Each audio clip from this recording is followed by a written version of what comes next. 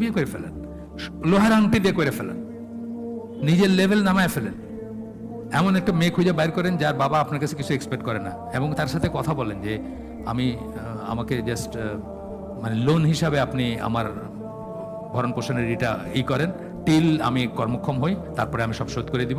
আপাতত আমার ওয়াইফ আপনার বাড়িতে থাকুক, আমি তারপরে আলাদা করবো, এবং আপনার কাছ থেকে যা আমি ফেভার নিতে সব আমি পে ব্যাক করবো ইন ক্যাশ বা এই হিসাবে করতে পারেন। এই জিনিসটা আমি দোয়া করি রীতিমতো আল্লাহর কাছে। আপনাদের অবস্থা তো কেমন এক ধরনের খারাপ, আর মেয়েদের অবস্থা কিন্তু অন্য ধরনের খারাপ।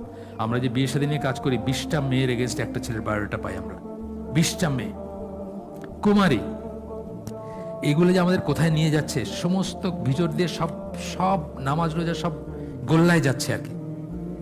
কারণ আপনি যদি ব্যভিচারী হন, আপনার বাকি জিনিস কোথায় যাবে বলেন তো?